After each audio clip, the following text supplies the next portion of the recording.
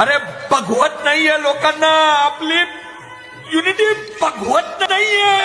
मराठी निर्माते दिग्दर्शक प्रवीण तरडे पुण्याच्या कोथरूड भागामध्ये एक गँग चालवतात. म्हणजे त्यांची गँग किंवा टोळी म्हटलं तरी चालेल. त्यांच्या टोळीमध्ये ते आपल्या मित्रांना बालपणीच्या असो किंवा आत्ताच्या कोथरूडमध्ये किंवा कोथरूडच्या सभोवताली भागात राहणाऱ्या लोकांना घेऊन लिटरली झिरो पासून सुरू केलेली जर्नी 100 करोडची त्यांची आज कमाई झाली आणि ते ओपनली आपल्या प्रेस कॉन्फरन्समध्ये किंवा अनेक ठिकाणी स्टेजवर आपल्या मित्रांचं कौतुक करत आहेत, त्यांचा आभार मानत आहेत की त्यांच्या सपोर्ट शिवाय हा पिक्चर 100 कोटीवर गेलाच नसता. त्यामुळे अशी गँग आज पुण्यात प्रत्येक चौकामध्ये प्रत्येक ठिकाणी पाहिजे. मग स्वारगेट असो, आपला पेठ एरिया असो, कात्रज, आंबेगाव, धनकवडी, बाणेर, पीसीएमसी सगळीकडे अशा टोळ्या झाल्या पाहिजेत जे एकमेकाला बालमित्र घेऊन, आपल्या सभोवताली राहणारे मित्र घेऊन अशा मोठ्या मोठ्या गोष्टी करतील. आज आपल्या पुणे शहरातील पेठांमध्ये एवढा टॅलेंट आहे, पण आपण एकत्र येत नाही आहोत. आज कोथरूडची पोरं एकत्र येऊन त्यांनी कोणाची मदत न घेता 100 कोटी कमाई केली एका पिक्चर मधून. म्हणजे विचार करा, तुम्ही एकत्र आले, तुमचे गुण एकत्र आले, एकमेकांना तुम्ही सपोर्ट केला. चौकात असे मोठे मोठे निर्माते, दिग्दर्शक, व्यावसायिक,